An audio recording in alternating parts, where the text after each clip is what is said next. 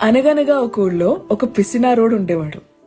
ఎంత పిసినారోడు అంటే ఎన్ని డబ్బులు సంపాదించినా చిన్న గుడిసె లాంటి ఇంట్లో ఉండేవాడు. బెడ్షీట్స్ కూడా మార్చేవాడు కాదు, అరిగిపోయే వరకు వాడేవాడు. ఉద్యోగానికి కూడా నలిగిపోయిన బట్టలు వేసుకుని వెళ్ళేవాడు, ఇస్త్రీకి డబ్బులు మిగిల్చాలని. వయసుకొచ్చినా పెళ్లి చేసుకోలేదు, ఎందుకంటే పెళ్ళం వస్తే మళ్ళీ ఖర్చులైపోతాయి, పిల్లలు పుడితే ఇంకా ఖర్చులైపోతాయని. అలా జీవితాన్ని బ్రతికేస్తున్నాడు. 45 ఏళ్ళు వచ్చాయి. ఇంకా నేను రిటైర్ అయిపోతాను అని అనుకున్న సమయాన తన ఇంటి తలుపు తట్టి మరీ యమధర్మరాజు లోపలికొచ్చాడు. ఈ సమయం అయిపోయింది, పదా అని. అప్పుడే అయిపోయిందా?